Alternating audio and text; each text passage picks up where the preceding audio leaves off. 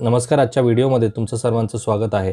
या व्हिडिओमध्ये आपण पाहणार आहोत की जर तुम्हाला 4,000ची एस-आय-पी सुरू करायची असेल तर ती एस-आय-पी 4 वेगवेगळ्या फंडमध्ये करावी की 2 वेगवेगळ्या फंडमध्ये करावी की 5-6 वेगवेगळ्या फंडमध्ये करावी. म्हणजेच लार्ज कॅपमध्ये, मिड कॅपमध्ये, स्मॉल कॅपमध्ये, मल्टी कॅप फंडमध्ये, फ्लेक्झी कॅप फंडमध्ये अशा वेगवेगळ्या फंडमध्ये करावी की एकाच फंडमध्ये 4,000ची एस-आय-पी करावी. या सगळ्या प्रश्नांची उत्तरं मी तुम्हाला या व्हिडिओमध्ये सांगणार आहे. तर चला व्हिडिओला स्टार्ट करूयात. पण व्हिडिओला स्टार्ट करण्या अगोदर जर तुम्ही चॅनलवरती नवीन असाल आणि चॅनलला अजूनही सबस्क्राईब केलं नसेल तर चॅनलला सबस्क्राईब करून ठेवा, म्हणजे असेच इन्फॉर्मेटिव्ह व्हिडिओज तुम्हाला या चॅनलवरती पाहता येतील. आता तुम्हाला मी इथे एक स्टेटमेंट दाखवतो ज्यामध्ये 4,000ची एस-आय-पी 10 वर्षासाठी वेगवेगळ्या फंडमध्ये जर इन्व्हेस्ट केली असती तर त्यामधून तुम्हाला किती रिटर्न्स मिळतात ते पहा. जर SBIच्या ब्ल्यूचिप फंडमध्ये 10 वर्षासाठी 4,80,000 रुपये इन्व्हेस्ट केले गेले असते तर 11,03,000 रुपये त्याची व्हॅल्यू झाली असती. म्हणजेच तुम्हाला रिटर्न्स किती मिळतात आहेत? 14.83% रिटर्न मिळतात. कारण की हा फंड आहे लार्ज कॅप कॅटेगरीमधला. दुसरा फंड आहे HSBC मिड कॅप फंड. हा मिड कॅप कॅटेगरीमधला फंड आहे आणि या फंडमध्ये सुद्धा 10 वर्षामध्ये 4,80,000 रुपये जमा झाले आणि रिटर्न्स किती मिळतात आहेत? 14,93,000. म्हणजेच 19.63% रिटर्न या फंडने दिलेले आहेत.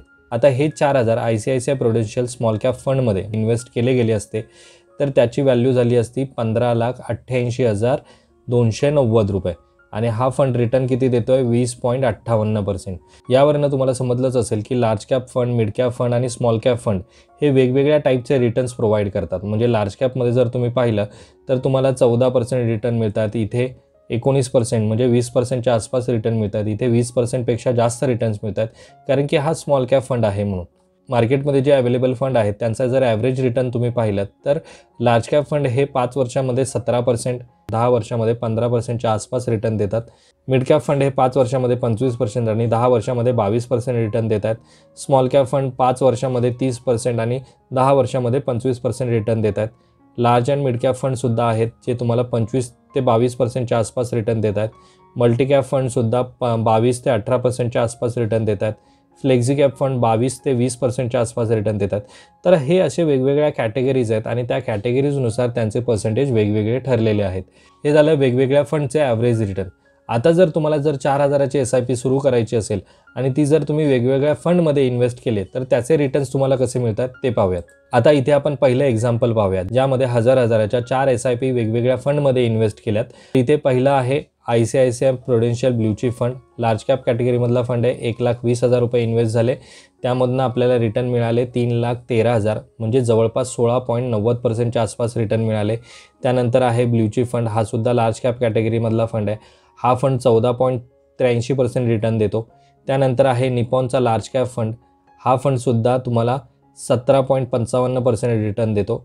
त्यानंतर HDFCचा मिड कॅप फंडमध्ये इन्व्हेस्ट केलं आहे. म्हणजे 3 लार्ज कॅप फंड आहे आणि एक मिड कॅप फंडमध्ये इन्व्हेस्ट केलं गेलं आहे आणि त्यामधनं 4,28,000 म्हणजे जवळपास 21.75% रिटर्न मिळतात आहेत. 4 वेगवेगळ्या फंडमध्ये जर इन्व्हेस्टमेंट केली तर जवळपास तुम्हाला 17.76% रिटर्न मिळतात. इथे जर तुम्ही पाहिलं तर 4,000ची जर एस-आय-पी एकाच फंडमध्ये इन्व्हेस्ट करताय तर तुम्हाला 11 लाख रुपये मिळतात. ते 4,000ची एस-आय-पी तुम्ही वेगवेगळ्या फंडमध्ये, लार्ज कॅपमधल्याच वेगवेगळ्या फंडमध्ये इन्व्हेस्ट केले तर 11 लाखाच्या ऐवजी 13 लाख रुपये मिळतात आहेत आणि रिटर्न जर तुम्ही पाहिले तर 17.76% मिळतात. या एक्झाम्पलमध्ये 1,000चीच एस-आय-पी वेगवेगळ्या 4 फंडमध्ये इन्व्हेस्ट केले गेले आहेत.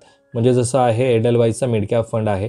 हा तुम्हाला जवळपास 22.48% रिटर्न देतो. कोटकचा एमर्जिंग फंड आहे जो 10 वर्षामध्ये, हे सगळे जे रिटर्न्स आहेत हे 10 वर्षामधले रिटर्न्स आहेत. हे 10 वर्षामध्ये तुम्हाला 21.52% रिटर्न देतो. त्यानंतर 2 स्मॉल कॅप फंडमध्ये इन्व्हेस्ट केलं गेलं आहे. म्हणजे SBIचा स्मॉल कॅप फंड जो तुम्हाला 22.7% रिटर्न देतो आहे. त्यानंतर HDFCचा स्मॉल कॅप फंड हा 22.20% रिटर्न देतो आहे. तर ओव्हरऑल तुमची इन्व्हेस्टमेंट तेवढीच असणार आहे 4,80,000. म्हणजे 1,000च्या 4 वेगवेगळ्या एस-आय-पी चालू केलेल्या आहेत आणि त्यामधून 4,80,000च तुमचे इन्व्हेस्ट होतात आहेत. पण मिळणारी जी रक्कम आहे ती वेगवेगळ्या फंडमध्ये इन्व्हेस्ट केल्यामुळे जास्त होताना तुम्हाला दिसेल. म्हणजे इथे किती होते? 17,52,000 आणि रिटर्न्स किती मिळतात आहेत तुम्हाला? 22.7%. हे ॲव्हरेज रिटर्न आहेत याचे. यानंतर आहे तिसरं एक्झाम्पल ज्यामध्ये एक लार्ज कॅप फंड आहे, 2 मिड कॅप फंड आहे, एक स्मॉल कॅप फंड आहे. म्हणजे जी तुमची इन्व्हेस्टमेंट आहे 4,000ची एस-आय-पी, पण ती 4,000ची एस-आय-पी वेगवेगळ्या 4 फंडमध्ये इन्व्हेस्ट केले गेले म्हणजे 1000 आणि लार्ज कॅपमध्ये HDFCच्या टॉप 100मध्ये इन्व्हेस्ट केले गेले असते तर 15.81% रिटर्न देतो आहे. कॉन्डचा मिड कॅप जो आहे तो 22.87% रिटर्न देतो आहे. कोटकचा इमर्जिंग फंड 21.52% रिटर्न देतो आहे. कोटकचा स्मॉल कॅप फंड 22.37% रिटर्न देतो आहे. तर हे 4 वेगवेगळ्या फंडमध्ये इन्व्हेस्ट केल्यामुळे तुम्हाला ओव्हरऑल रिटर्न किती मिळतो आहे 20.64% आणि यामध्ये 4,80,000 रुपये तुमची इन्व्हेस्टमेंट होते 10 वर्षामध्ये. तर तुमची जी व्हॅल्यू आहे ती होणार आहे 16,23,900 रुपये. हे झालं 10 वर्षामध्ये. आता हीच इन्व्हेस्टमेंट जी आहे 4,000ची SIP पुढचे 10 वर्ष म्हणजे 20व्या वर्षापर्यंत 20 वर्ष चालू ठेवत आहेत तर तुमची इन्व्हेस्टमेंट असणार आहे त्या फंडमध्ये 9,60,000 रुपये.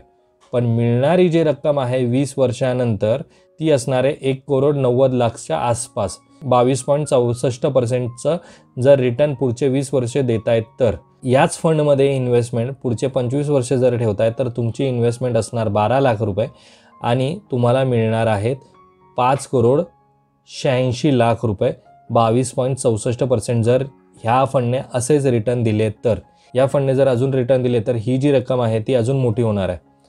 आता जर तुम्ही फक्त लार्ज कॅप कॅटेगरीमधले जे आपण मगाशी पहिलं उदाहरण पाहिलं त्या फंडमध्ये जर इन्व्हेस्ट केले पुढचे 10 वर्ष तर 9,60,000चे तुमचे 90 लाख रुपये होणार आणि पुढचे 25 वर्ष ह्याच फंडमध्ये इन्व्हेस्ट केले गेले तर 12 लाखाची तुमची इन्व्हेस्टमेंट असणार आणि मिळणारी रक्कम असणार आहे 2,22,00,000 रुपये.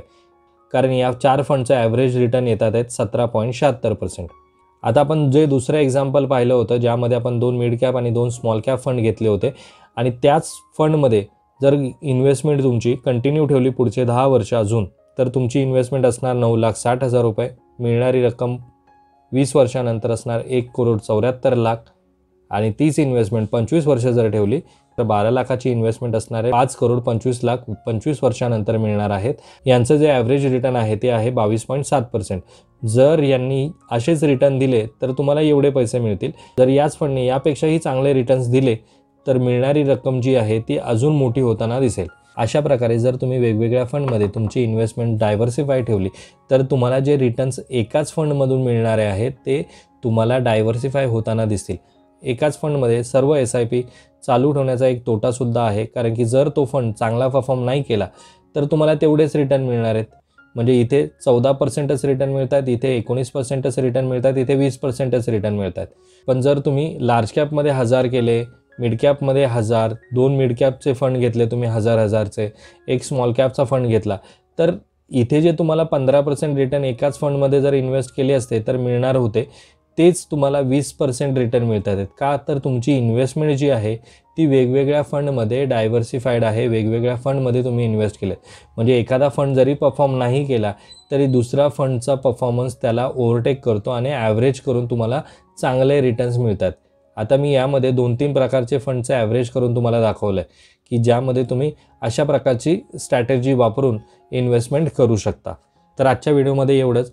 मला वाटतं तुम्हाला समजलं असेल की वेगवेगळ्या फंडमध्ये जर इन्व्हेस्टमेंट केली तर त्याचे काय फायदे होतात. आजचा जर व्हिडिओ आवडला असेल तर व्हिडिओला लाईक करा. चॅनलवरती जर तुम्ही नवीन असाल, चॅनलला अजूनही सबस्क्राईब केलं नसेल तर चॅनलला सबस्क्राईब करा. हा व्हिडिओ ज्यांना म्युच्युअल फंडमध्ये इन्व्हेस्ट करायला इंटरेस्ट आहे त्या लोकांना नक्की शेअर करा.